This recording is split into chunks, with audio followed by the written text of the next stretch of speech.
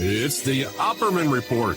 Join digital forensic investigator and PI Ed Opperman for an in-depth discussion of conspiracy theories, strategy of New World Order resistance, high-profile court cases in the news, and interviews with expert guests and authors on these topics and more. It's the Opperman Report.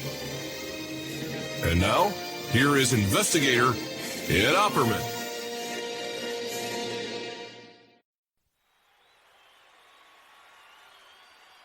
One, two, three, four.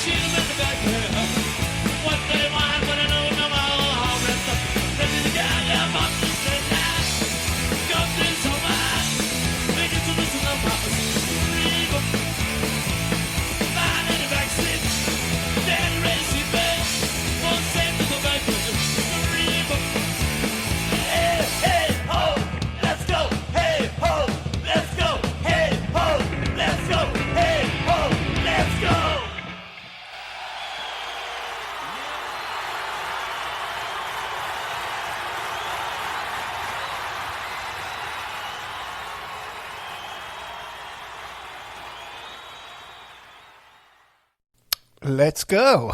Okay. Hey ho. Welcome to the Opperman Report. I'm your host, private investigator Ed Opperman. Who are these people? Who is this Ed Opperman? If you like our show, be sure to check out our Patreon, Opperman Report Patreon. A lot of new content up there all the time. A lot of old classic shows too we put up there, and ad-free, commercial-free. Just put up the O.J. Simpson 475 pages of FBI files investigating O.J. Simpson's shoes. Very compelling reading up there. But, you got it from me, right? All kind of great stuff there at Patreon. If you need to get a hold of me as a private investigator, Opperman Investigations at Opperman Investigations at gmail.com. I'm done. Yeah, I'm not feeling so good today, guys. I got to say, I'm having another rough day. So I might not make it through the show.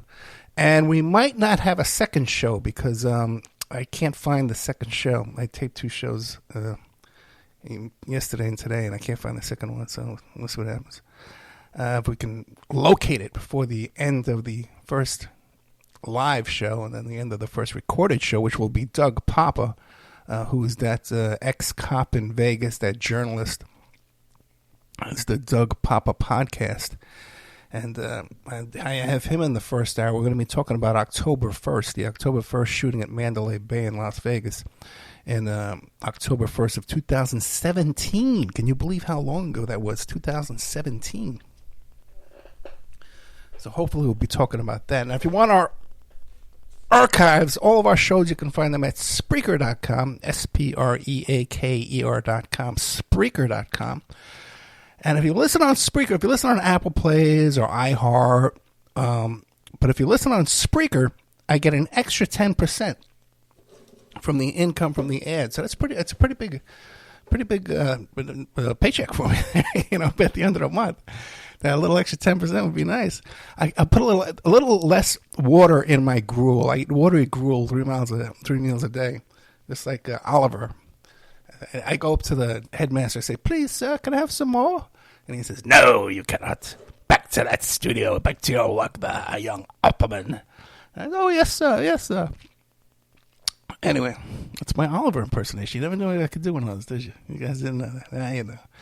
But if you go to Spreaker.com, Spreaker.com, you go there and you follow me. It's free. Everything there is free. And there's a chat room. You get an email notification when I put up new content. I do a live show every Friday night, at least for now, because they're discontinuing the live broadcasting. I don't know what I'm going to do. I don't even know if I'll be alive by then, to be honest with you. They're ending it in December of 2024. So January 1st, 2025, they won't have it anymore. But who knows? Who knows if I'll even make it that long the way things are going. And even if I can make it through the show tonight, I'm not so sure about that either.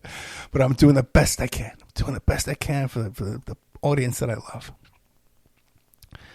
So just to give you an idea, I had to get up the crack of dawn today because it's very hot down here in Florida. And I'm helping out these people. I've been telling you the story about these folks in this shipping container, I'm trying to help them get this thing.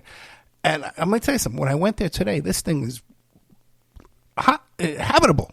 Okay, there's running water, there's electricity, there's an AC unit. It's a habitable dwelling at this point. I'm really impressed with how much they've gotten done since we've gotten this damn thing onto the slab. Because if not, that thing would still be sitting. It's been sitting there for like a year, just next to the slab. So thank God we were able to get that done. So you got that long drive down there, and this hot sun and this hot muggy weather. Helping them out with the stuff down there. And I get home, and wouldn't you know it, my water's turned off. Okay. I got to turn my faucet on, give me a little sip of water. I can't even get a glass of water because my water shut off. Now, I've had my water shut off in the past, and, I've had financial troubles. So I'm trying to figure out, hey, what, I didn't pay the water bill? What's going on? Let me check my mail, the emails with it. Nothing, no notice from the homeowners association. Hey, we're doing a repair in the building. We're going to shut the water off tomorrow at 8 a.m. So I'm covered in sweat. And I got no water. So then and I'm trying to figure out what's wrong with my water. And finally I get an email saying, hey, the landscaping company was driving around because they got these stand-up tractor freaking lawnmowers, That, by the way, they took out all my bushes. I used to have beautiful flower bushes in front of my patio over here. They just ran right over, man. They're all gone. I got nothing out there. A little tiny thing sprouts up. They just drive right over as close as they can. And also, too, for some reason, they're out there with these damn lawnmowers. The minute I start taping with a guest, they're out there. Like, as soon as I put the headphones on, I hear the tractors out there. But just a little heads up for you there. If you do get your water shut off, you don't pay your water bill and you get the water shut off. Do you remember those old-fashioned pipe wrenches? They used to call them monkey wrenches. We used to have them, they were very popular years ago. Now they're not that popular, but they still sell them. They're called crescent wrenches or monkey wrenches. Okay. Or even a Stilson wrench. It's not called a crescent wrench. It's called a Stilson wrench. And it's that wrench that it's usually red, and then it has that L-shaped adjustable thing that goes up and down, and then there's like a big nut, like almost like the size of a ring almost, Like when I had my dad's when I was a kid, I would take it apart. I'd put that little nut on my finger like a ring. I'd take it apart all the time. So if you take that apart, if you unscrew that adjustable part of the monkey wrench, that hole there where that adjustable part goes into, that's the tool you use to go out, if you get your water shut off, to go out to the main line there and turn the water back on. That's what you use. Okay. So that's a little guerrilla warfare out there, a little life hack for you if you ever get your water shut off, because they don't know if you turn it back on. There's no signal that goes back to the water company. They're not going to know until the next time you go to your meter and check when it's time to turn it back on. So just before when you pay the bill, you go back and you turn it back off, before the guy gets back. And if you have a dog, you tie the dog to the thing over there. It says, I can't get there. That's why you got to operate in guerrilla warfare in the United States of America today in 2024.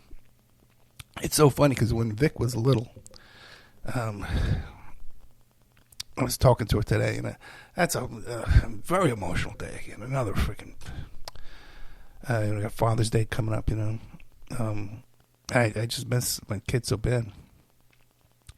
But when she was little, I used to call her Monkey all the time. I always tease her, call her, Vic, we got you at the zoo. We saw this cute little monkey at the zoo. We took it home, we shaved it, and that's you. You're a little monkey. So whenever I give her a banana, I say, see, like bananas, right? Monkeys like bananas.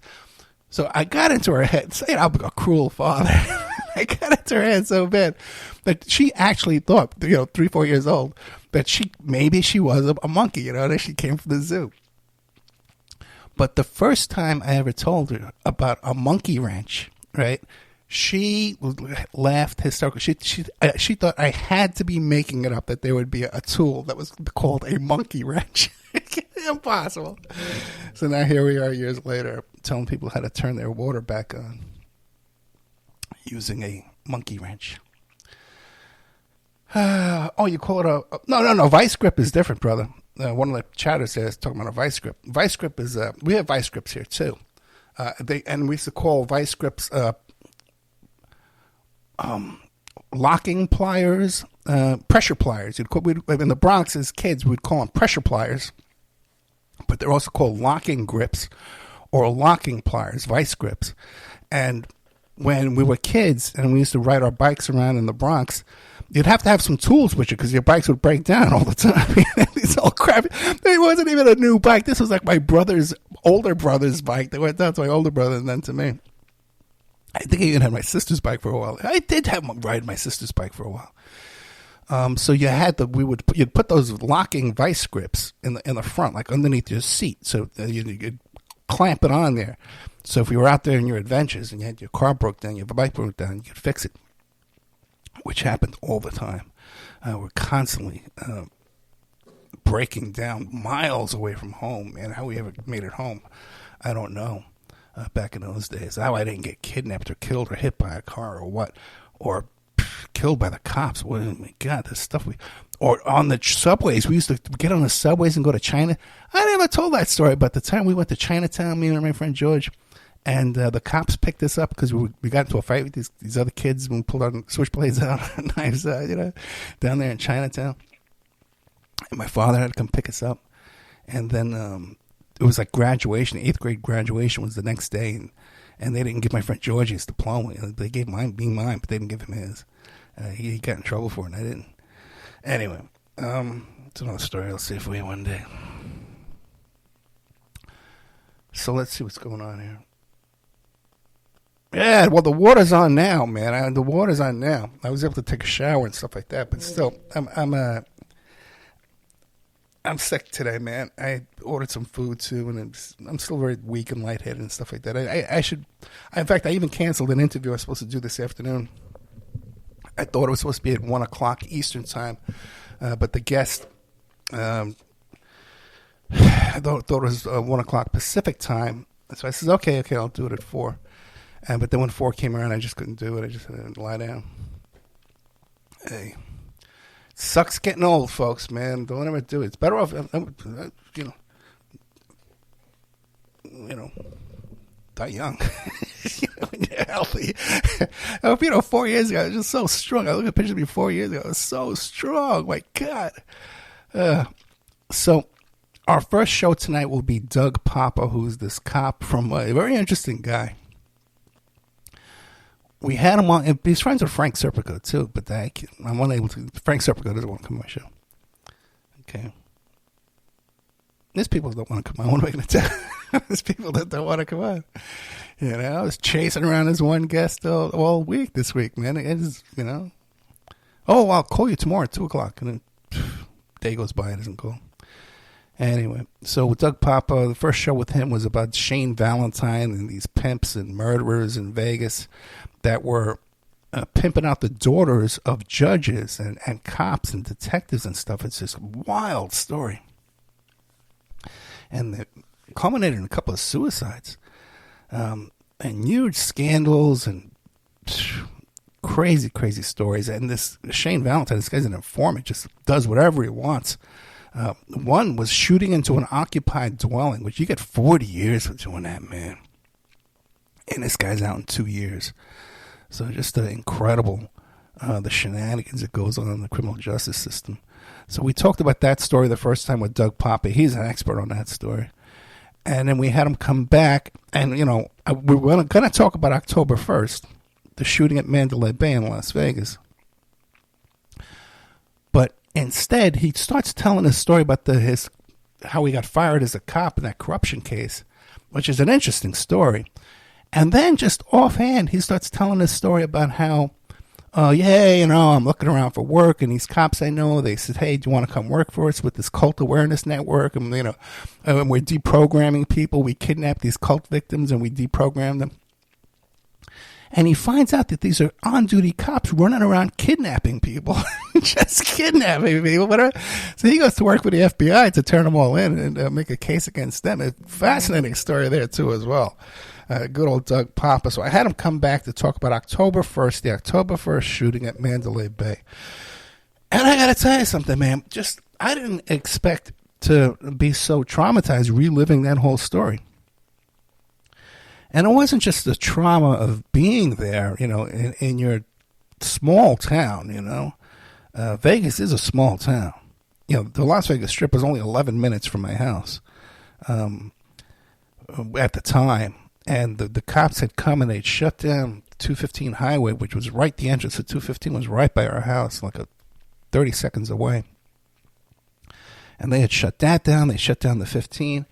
And I had stumbled on that story in the middle of the night when it happened. I turned on my police scanner to hear what was going on. And when you first heard this, it sounded like the whole strip was under attack. It was like there was a shooting and a bombing, and a runaway train, on every block, all the way down from South Las Vegas Boulevard, where the M is, all the way up to where Bellagio is, and the Wynn and that kind of stuff. Just according to these reports going over the radio, it was just hysteria. So Doug is a lot more forgiving for the cops that day than I am, even though, we did talk openly about some stuff, some real lacking that went on that day, some real shortcomings in the police response and the fire response, too, that even the fire department didn't want to go in there where these people were all shot up and dying, that the stagehands were going in and pulling them out. So we get into all that stuff, and looking back, 2017, it's not that long ago, but the way the response to that incident on social media and, in internet radio and podcasters and YouTubers was just so irresponsible and so with these wild, crazy theories that came out. And I lost so many really good, solid friendships with people that were just consumed by this incident and contacting me, trying to drag me into their wild fantasies and their wild theories of what they think they saw and what they think had happened. And as the days would go by, and, you're at the store, or you're at you're at a coffee shop you go to all the time, or you're at church, or, you're dropping your kid off at school and you're talking to the other parents, just that daily kind of stuff. You're at the gym, you talk to a guy at the gym, when you just your natural interaction with different people, and everybody's telling you their experience that night and who they know that was there, and their friend was there, and their friend was a fireman who responded. And everyone knows by now, hey, what really happened.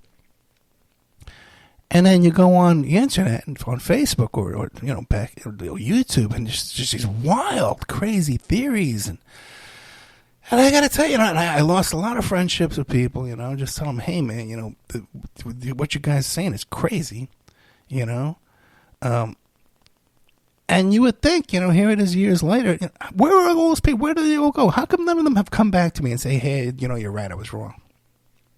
Ed, you're so right. I shouldn't have been messaging you like every 5 minutes trying to convince you of something that never happened. But that's just that's just what it is. And now we're at a point now where the disinformation and the hysteria is just it's worse. on every topic, every subject, and now we have this whole thing with the Trump and January 6th and all this. Just this hysteria. That's what I'm going to be talking about tonight, about Alex Jones and the Alex Jonesification of information dissemination. I'll be talking about that, I guess, when we get to that point. I'll cover a few things first before then. Because, Alex Jones had court today in his bankruptcy court, and I'm watching him trying to explain what happened to him in court. And I can tell you right now, he does not understand what happened to him today in court. He doesn't understand what's going on as far as his litigation goes. And I don't think he's understood throughout. Because the reason why he got these judgments against him is because he never turned over discovery. Like just basic, procedural litigation stuff, So I was trying to say the Democrats are doing it to him. This was a civil lawsuit. It has nothing to do with the Democrats or the Republicans or any party. I don't think he, I think the guy's a little crazy. I've heard stories about him, way back, pulling a knife on a guy, in a fight. Then he lost the fight and he calls the cops, from his days in Austin, local stuff, local radio stuff down there. So I've heard these crazy stories. So who knows, man? I hope we have for you a show I did with Melanie Carlson, Melanie L. Carlson. And she did an article for Covert Action magazine about the octopus and Danny Casolaro. And Dr. Casolaro, Danny Casolaro's father, the doctor. And it turns out, like so much with that story, because, his father was involved in a lot of stuff, okay? And a lot of stuff that it seemed like Danny was looking into as well. And that's a whole nother avenue of research and investigation that needs to be thoroughly looked into. And not by the cruel people that are looking into this thing now, okay? There's just, every day that goes by, I trust these people less and less. Not just the people from the Netflix thing, but the people around them, that are just so giddy about the quality of this Netflix thing. But what are you going to do? That's just the mess we're in today, man, where there's just so much disinformation. And even my interview with Melanie L. Carlson, I was just so cynical. We had such a conversation. We had like a 20-minute conversation before the show.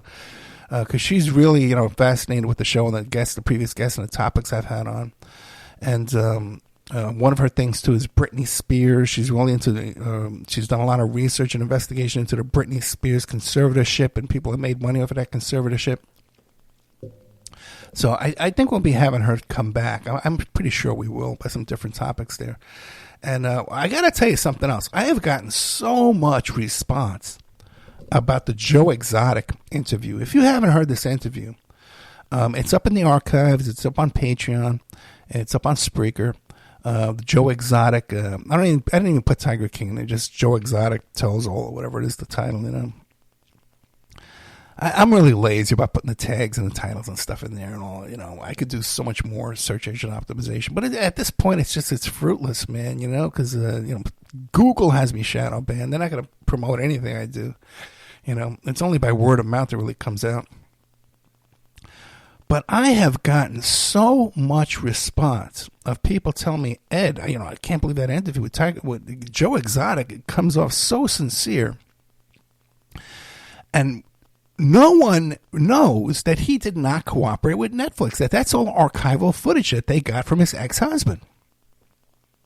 He didn't. That whole first season, he didn't do any cooperation with Netflix at all. He did some in the second season through his lawyer, but nothing really himself.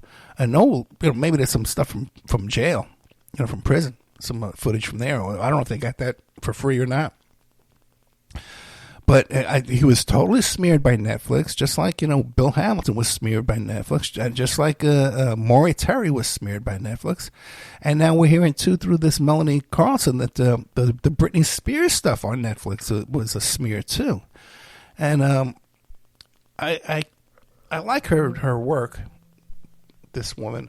Of course, there's going to be things we disagree on. and stuff I'm aware of, that the average person's not, that you're not going to find, Googling, stuff you got to live this life to know these things. So hopefully we'll get that tonight. I'll be able to play that for you tonight. Otherwise, I only have one show for you, the Doug Papa Show, because I cannot locate the other show there. Where is that show? Why can't I locate that show? Patrick Berge, I'm taping with him tomorrow.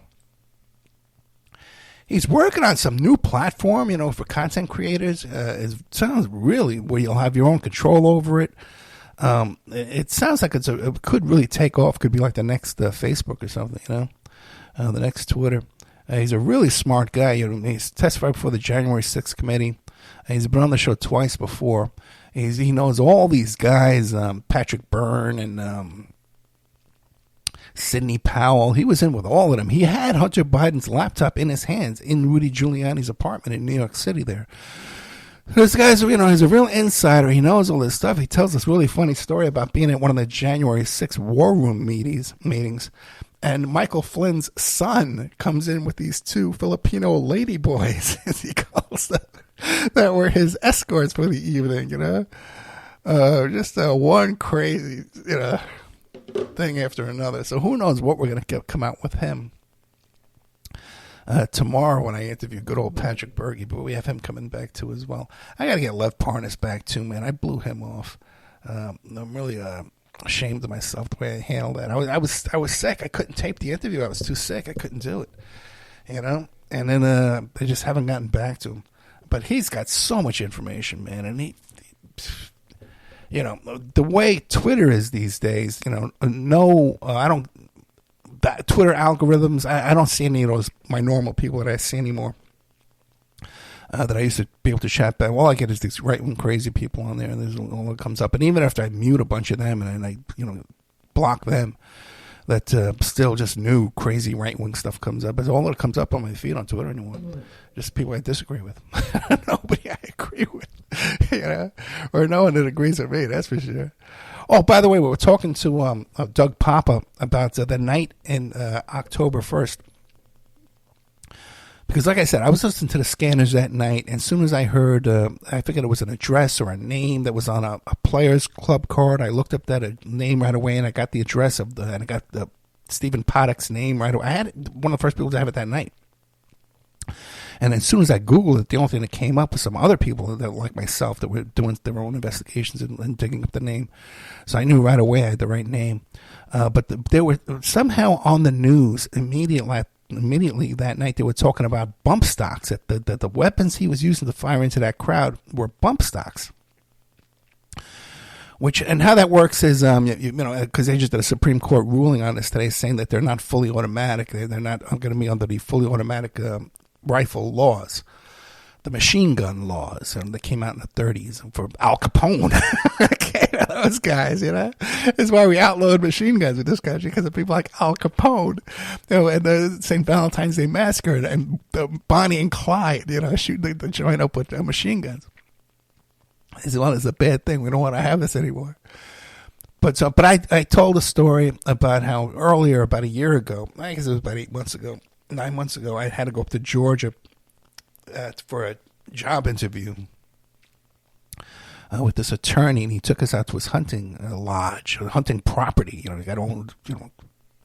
People are so freaking rich that they buy a whole chunk of woods, man, so they can shoot up the deer, on their own private property.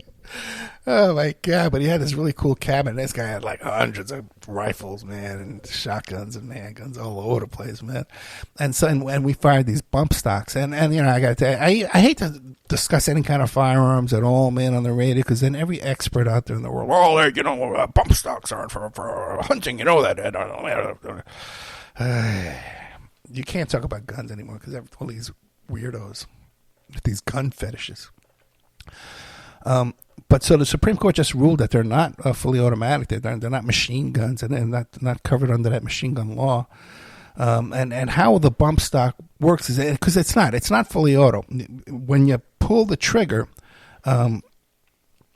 the action of the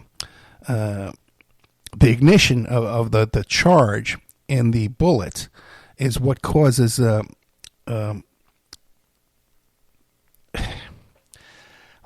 the bump has like a spring in it, so that when you're holding the gun, the action of the recoil of the gun is what causes it to keep firing the next bullet.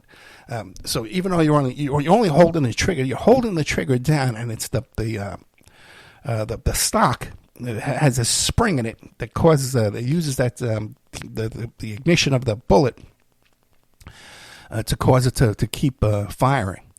It's hard to explain, but the thing is, and it's fun to shoot. You know, it takes a few minutes to get the hang of it. And I fired fully automatic weapons. I had back in the 80s. I had a bunch of fully automatic weapons illegally. You know, that we had, Mac 11 I had, that we would take out to the desert in Arizona and shoot those things off for hours, man. We would go deaf. We would be out there at 110 degrees, drinking like cases of beer, just firing off rounds, you know, for hours, like lunatics.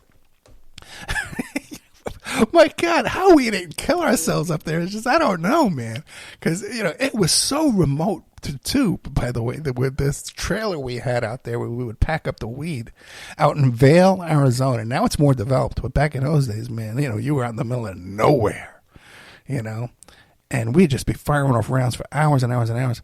And, you know, the neighbors would be saying, well, how do you afford all that ammunition? Oh, I don't know. Yeah, man, that's a really good job. He's from New York. Oh, yeah, okay, that makes sense. You know? Oh, God. So I'm used to firing automatic weapons, but firing this bump stock, it's very inaccurate. There's no reason to have to use a bump stock to make your weapon fully auto, or to fire as if fully auto, because it decreases the accuracy so much. So unless you're firing into a crowd, you know, like that guy was doing, you know, from the window in the Mandalay Bay there, you know, there's really no reason. There's no other use except fun, you know, to shoot a fully automatic, you know. But even that gets boring after a while. So anyway, that's another little bump stock thing came up there. You know, there was a guilty plea this week up in Washington State. This crazy story. And I happened to get a hold of the probable cause affidavit that they used to arrest this father who had a sleepover with his daughter and 3 little girls. Right? This father and his daughter has a sleepover with 3 little girls, and they're 12 years old. And so what he does is he has like a spa day for these kids. And he took them to get their nails done at a salon. But then they were doing at their house, they were doing the masks and, you know, those, facials and things, you know, like the little spa day sleepover. And at the end of the night, he comes and he gives them these smoothies. He makes these smoothies for them with different colored straws. And he tells each of them, listen, each one of you, you have to drink your whole smoothie. You have to finish it off. And don't drink anybody else's smoothie. Use your own straw, your own glass. Don't touch anybody else's glass. And he had put diazepam in there, like Valium or Xanax in there. He crunched it up. And even the kids drinking it saw the little crunched up pills. And they're drinking it. They said, oh, boy, these things taste funny. These little crunchy things in here taste funny, you know, as they're drinking this. And one kid didn't drink her smoothie. So she was awake, and she saw he kept coming into the room to check on them into the basement, putting his hand in front of their noses to see if they were asleep, and waving a hand in front of their face to see if they were awake. And she pretended she was asleep. And finally, she frantically texts her mother saying, please, you got to get me out of here. Get me out of here right now. I'm scared. I'm afraid. Get me out of here. Get me out of here. Get me out of here. Finally, her parents show up to pick her up. And then when they see the father, he's drunk. And so then they tell the other parents. The other parents come pick him up. And he's trying to talk him out of it. Saying, oh, let him sleep. Bring him up tomorrow. Okay, you got to read this probable cause affidavit. It's intense. But the thing that jumped off the page at me, and you got to remember, you know, I know I had a daughter. You know, so we've had 100 sleepovers at our house, and she said I'd sleep over at 100 kids' houses. You know, and you always kind of, you know, we're a little worried, okay? But with Vic, man, Like, she would never, if someone came to her and said, hey, you have to drink this whole smoothie here and this is your straw, she would say, what? I'm not drinking that. What are you talking about? And as soon as she saw this thing, she said, well, there's pills in here. She wouldn't, 12 years old, 10 years old, 9 years old, okay, she wouldn't fall for that. So, you got to kind of read between the lines. And one of the things it talks about in this probable cause affidavit is that these little girls, part of their day was in the jacuzzi and playing in the sprinklers outside. Now, kids playing in the sprinklers, okay, that's not a 12-year-old kid. That's not a 13-year-old kid who plays in the sprinklers.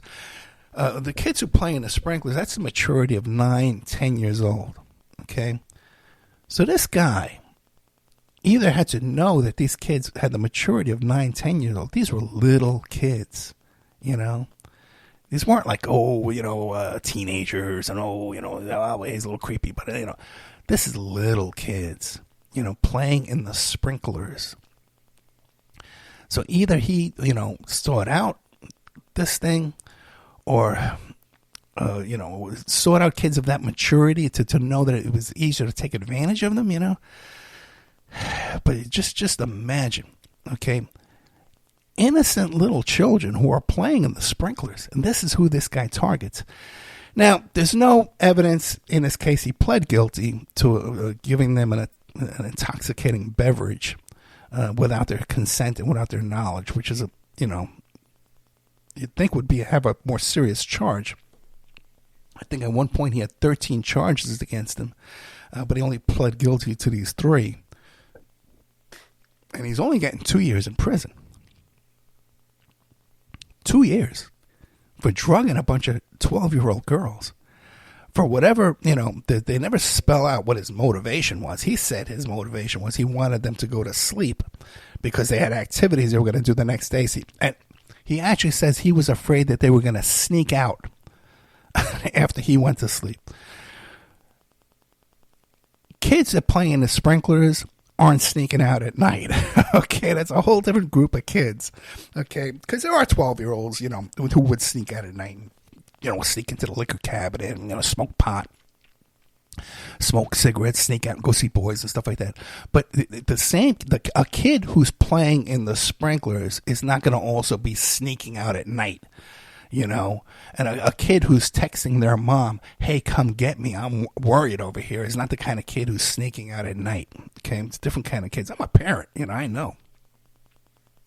I've had sleepovers in my house, and I never had to worry, by the way, of my daughter's friends ever sneaking out, okay, or anything like that. These kids my daughter's friends were such nerds. Okay. That they would have a sleepover and they'd be in there doing their homework, working on school projects. Vic went to a sleepover one time and she brought a CD of the sermon at church because she was concerned that her friends were being mean girls to other kids at school. And this is like, 12 years old, 13 years old, man. That's, oh my God. I raised the biggest nerd in the world. I did. But, she turned out great. God bless this kid, man. She just turned out so good. I wish I could tell you her successes in her life, man, but we got to be so careful, when we talk about it anymore. Let's see here. You know what? The motivation, you're right. It is obvious that this guy had perverted thoughts in his head over what had to be incredibly immature, innocent kids, but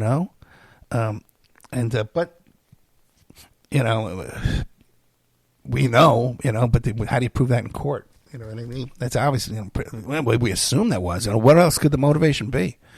It certainly wasn't that he wanted him to be in bed early and not sneak out at night. Clearly, that's not it, with the story he came up with. And by the way, too, you're facing serious jail time and you can't come up with a better story than that? I don't know. Because the whole thing is crazy, man. I don't. You think there has to be a new law that says, hey, if you're drugging little kids under the age of 12, that some more serious charges. That maybe 10 years. You don't get 10 years of that. It seems reasonable to me. Oh God, but it's a crazy story. So he's only getting 2 years and then 3 years probation. Okay, and then after that, he can go back to doing whatever he wants. There's going to be nobody watching this guy, no supervision whatsoever over this guy. His wife of 16 years divorced him less than a month after this incident here, where just imagine too, the poor girl who was his daughter. Now she has to go back to school. Hey, your dad drugged our friends. And what's going on? Your dad's a creep. Your dad's a pervert. Oh my God, yeah. The torment of this kid, being torn between loving her dad and knowing her dad did this crazy stuff. And then too, it turns out that one of these little girls, only weighed 70 pounds. And he's drugging her with these Valium and these Xanax, and the dosages that were in their urine. Because one of the kids said, she went to go stand up and she fell over. This kid, it's not like you or I take a Xanax and hey, I'll have a glass of wine with my Xanax here. You know what I mean? This is a kid who's never had Xanax before, and now you're giving him a Xanax. Some kids have never had Benadryl before. You can't even give them that. They've never even had that.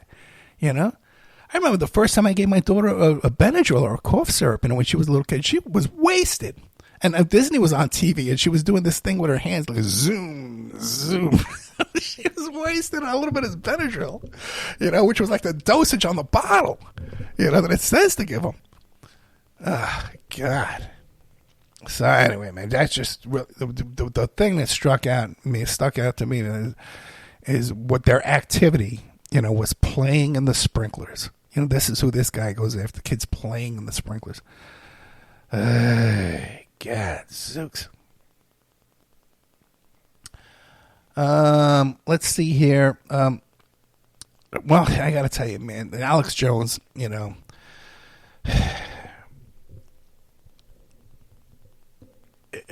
I'm watching this guy, this meltdown that's been going on for the past week, where he's on there crying about he's going to lose his studio. They're going to come in and take over the studio.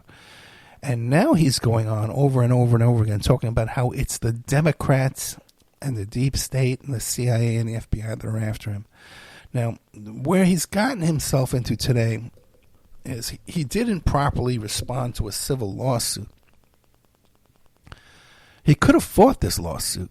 Okay, maybe if he's saying that he didn't slander the Sandy Hook parents and he didn't raise money off the Sandy Hook parents by spreading disinformation with that crazy, who's that guy? I had him on my show, guy was nuts,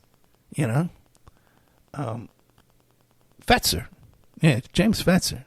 The guy's a total anti-Semite too. The guy's not anti-Zionist, okay? This guy's he's a Jew hater, okay? And that's finally why I dumped him, man, and I blocked him in private email. Because this other guy who was sending me all this anti-Zionist stuff all the time, which fine, you can be an anti-Zionist. I most of my life I was anti-Zionist. And now I don't know what I can call myself. It's a criminal state at this point. I don't know how anybody can endorse this. But there was this other fellow who was constantly with the anti-Zionists. And most of these people, too, if you ask them what a Zionist is, they don't even understand what a Zionist is. They just know that they hate Jews. But this other guy was always anti-Zionist, this, Zionist, that. And then finally one day he posts this thing. He sends me an email about basically that Jews are evil. It looks like we might be able to get that show, that Melanie Carlson show, up by tonight too. So I'll have two shows for you. But this guy sends me a thing saying, well, Jews are evil. And I says, dude, you know what, man? Take me off your list. Stop sending me emails. And Fetzer goes in and doubles down. Oh, no, Ed. Look, Jews are evil. Let me show you all this proof that Jews are evil. So that's who this Alex Jones was relying on for this Sandy Hook stuff, man. The guys that are just basically bigots and anti-Semites. So Jones loses this big lawsuit, and this huge ruling against him, and he has to start going into bankruptcies. So that's where he is now. This is not run by the Democrats. It's a civil lawsuit. The Democrats had nothing to do with that. He's saying that the Democrats are doing this to him.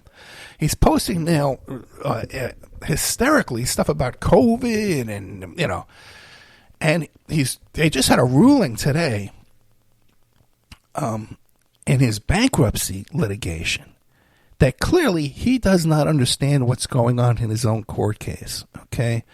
Because he had a better bankruptcy option where they were going to liquidate all his assets and he didn't have to pay any debts, okay? He was going to get the hook off of all the debts and liquidate his assets, and now it's more control. I don't know. He thinks he has a victory today, but it's not. I'm doing a poor job of explaining this, but I'm not feeling good, man. But one of the things he comes up with today is he posts this thing about they had to kill a bunch of chickens, because they worried about this bird flu. And he goes, this is all an Agenda 2030, that they want to disrupt the food chain and disrupt the food supply. Now, and I've been freaking out for years over Agenda 21. And, Agenda 30 is the next plan after Agenda 21. And everyone who hears, you always hear the story about how there's chemtrails and, the poisonous food supply, and they want to, they can't make up their minds. Either they want to put everybody in cities and stack them up in cities, or they want to put everybody out in the forest, and they want to do away with cities. But either way, it's all there. Just read Agenda 21. It's right in there. And Jones was saying today on Twitter that this plan to kill off the food supply is all in Agenda 2030. It's right in there. And, me, like a fool, I've actually read Agenda 21 and I've actually read Agenda 30. And the thing is, it's all BS, okay? There's nothing... They don't come out there and like they tell you and openly tell you about depopulation. And let me read to you about what it says in paragraph 7 on the first page of 2030, our vision. In these goals and targets, we are setting out a supremely ambitious and transformational vision. We envisage a world free of poverty, hunger, disease, and want, where all life can thrive. We envisage a world free of fear and violence. Alex Jones would be out of a job. Okay, a world with universal literacy, a world with equitable and universal access to quality education at all levels, to health care and social protection, where physical, mental, and social well-being are assured. This is evil stuff. Okay, a world where we reaffirm our commitments regarding the human rights to safe drinking water and sanitation, and where there is improved hygiene and where food is sufficient. So Jones is telling you that it says in Agenda 2030 that they want to take away your food, but here it says in black and white, where food is sufficient, safe, affordable, and nutritious. A world where human habitats are safe, resilient, and sustainable, and where there is universal access to affordable, reliable, sustainable energy. Now, clearly, there is no, maybe a couple of the guys, who work over at Agenda 2030, okay, really want this for us, okay? They say they have high hopes. Hey, man, you know what? We can do this. Kumbaya. Let's get together. Let's share and, be nice to each other and have free education, and educate and free food and safe food to eat. Wouldn't this be great? Maybe there's a couple of people who really believe that, but let's face it. The world is run by capitalists. They're run by people that want to take money from your pocket and put it into their pockets. And they don't care how they enslave us and how they starve us and how they put us and stack us up in jails and prisons if they can make money off of it. That's how things really run. Okay? So they're really not trying to do any of this stuff. Okay, maybe there's a couple of guys who work over there who really think, and they take LSD and mushrooms, and they think they're going to do all this. They sit around smoking pot. They think they're going to. When are we going to do this? Without like a revolution. We put all these guillotines and put these people in prison. But one thing I can tell you as clear as that there is a last bit of blood flowing through my veins, that none of these things that they tell you is in Agenda 21 or in Agenda 2030. These secret plots to take away your land and take away your food and to poison you, and the transhumanism and transgender and sterilize people, and all these things they tell you is in there, and all you got to do is read it and you'll see it. Anybody who's saying that to you, just read it and you'll see it in there, either hasn't read it, they saw some video, some YouTube about it, some Glenn Beck bullshit about it, or they know it's not in there and they're just lying to you and they think you're stupid and you're not going to read it for yourself. So that's just black and white. So Alex Jones, by now he must, someone on his staff must have read the damn thing, right? He knows these things are not in there. And he knows it's a scary boogeyman that people can trick you with and lie to you about, that everybody thinks is real. Even some of the people right now, when I tell them, hey, read it for yourself, none of this bad, scary stuff is in there, are triggered and saying, oh, Ed must be, but Ed, we can't trust Ed anymore. Because look, everyone knows Agenda 2030 and Agenda 21 is evil plot of chemtrails to take away our freedoms and make us drive around in traffic circles. This crazy stuff that they think is in there, and chemtrails, and stacking up people in cities. All these things that they think is in there is not in there. I've read it. I know it's not in there. Anybody can go and you can use the find word feature. Go in there and look for chemtrails. Look for earthquakes. Look for directed energy weaponry that they all tell you is in there. It's not in there. This is as simple as it can get.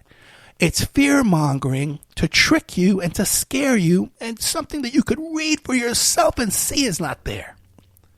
What more do you want after that? Is there any question that Alex Jones is a fear-monger, liar, with crazy things, the sterilization of children, all this crazy stuff he's talking about?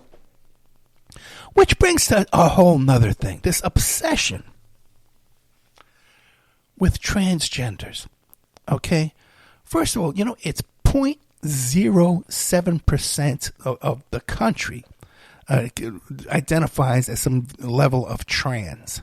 And not every trans is on hormone blockers and testosterone and steroids and estrogen. Not all of them are even reach that point. Okay? Men are just in their head believe that they're trans. Okay, they're the wrong gender. Okay, now just imagine if this were you. Okay, and you're feeling in your mind, in your body that I believe I'm an opposite gender than what I was born with. I think I'm this other thing. And that's not an easy conclusion to come to. Maybe they're confused. Maybe there's a biological thing. Maybe that they really are. Okay? There's many possibilities there. But just imagine what a huge issue that would be to deal with in your life. Okay? The last thing you need is this kind of wild, crazy scrutiny and obsession, and constant memes and people, misgendering you and making jokes about it and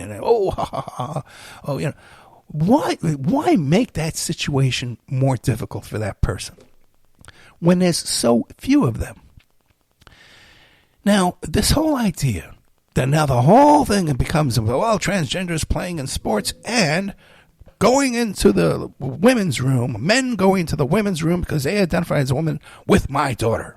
And they're going to be in. And if I see this, I'm going to shoot them. I'm going to kill them. I'm going to use my AR-15 with the bump stock and the 20 grains. Hollow points. Okay? Right? Now we're off and freaking, we got to take an AR-15 into the ladies' room because there could be a man in there who's transgender who wants to rape my daughter. That's all in Agenda 2030, by the way. If you read Agenda 21, that's all in there. All the bathrooms are in there. Right? Just think, how many times in the past year have you yourself used a public restroom? Maybe 12. Maybe 15.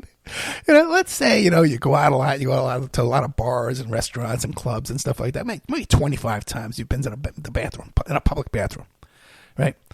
Right? And except, if it's an event, like a crowded bar or a nightclub or something like that, how many times have you been to a public bathroom, like at Target or something like that, where there's somebody else in the bathroom? When you went in there, you ran into another person in the bathroom, okay? That wasn't like a crowded club, a crowded nightclub, right? Maybe twice in the past year, I've run into another person in a public bathroom. Has that person ever been trans? Never that I've run across, in recent years. Okay? Never. Not once.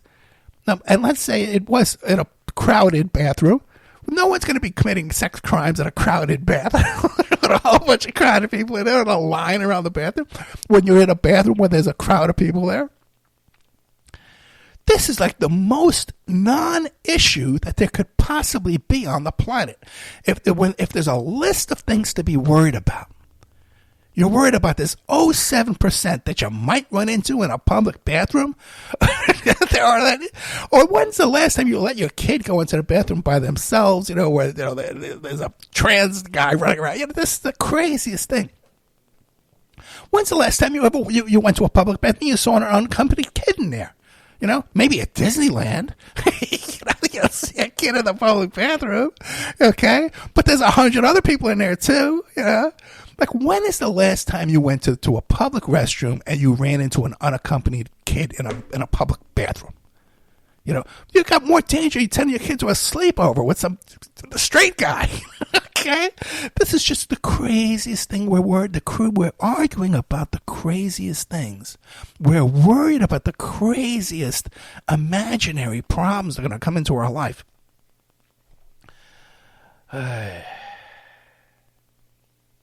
Oh, look at this. We're out of time. What a note to end off on. Public bathrooms. And by the way, that was totally not on my notes at all. None of that stuff. Let me see if there's anything left in my notes that I haven't gotten to that's important that I need to get to you. I had some good stuff here, man. I had some good stuff here because this guy was a guy I was supposed to interview. I've had him on several times before, and he goes, Ed, after I did your show, all these people start contacting me to do these interviews with me. And, I do that little, they were doing the same pre-interview that you did with me. And that's a very unusual pre-interview where we go through that little checklist, and they did the exact same thing. Do you know this guy? And I go, yeah, I know. What a jerk that guy is. And he goes, and you want to know something else? After the interview, I noticed during the interview that he was asking me the exact same questions that you asked me in our first interview like 10 years ago. It was the same questions in the same order. It was and almost like the same little jokes. He was using the same little joke. He says, dude, you have no idea. But anyway, I don't want to get into that today. We're out of time. I just heard from the great Ed Parnell, who tells me I think he's going to be able to get that show ready for us tonight with Melanie Carlson. But coming up next is Doug Papa. God, I feel like crap. And we're going to be talking about October 1st. All right. Good night, my friends. I'll see you next week. Hopefully I'll be feeling better,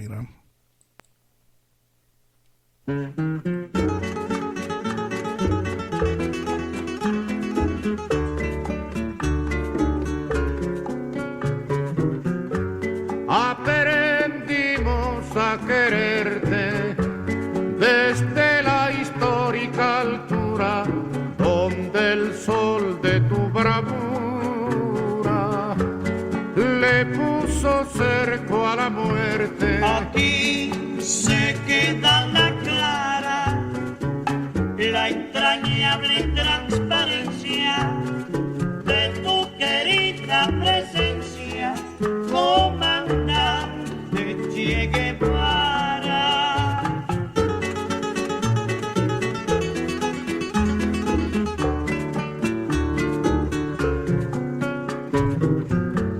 Tu mano gloriosa y fuerte sobre la historia dispara cuando todo Santa Clara se despierta para verte.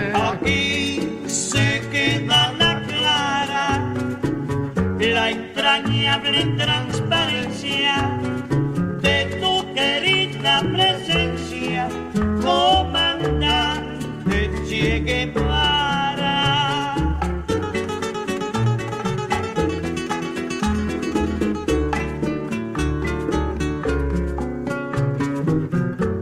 Vienes quemando la brisa con soles de primavera para plantar la bandera con la luz de tu sonrisa. Aquí se queda la clara, la entrañable transparencia de tu querida presencia, comandante Che Guevara.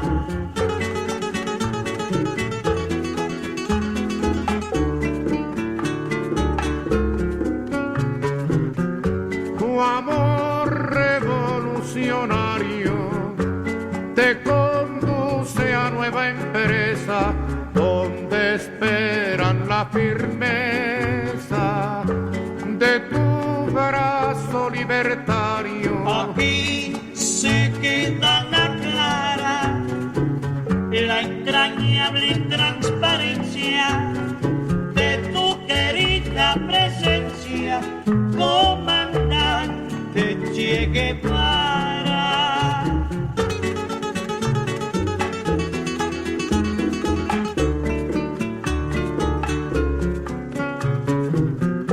Seguiremos adelante, como junto a ti seguimos y con Fidel te decimos, hasta siempre, comandante. Aquí se queda la clara, la entrañable transparencia de tu querida presencia, comandante Che Guevara.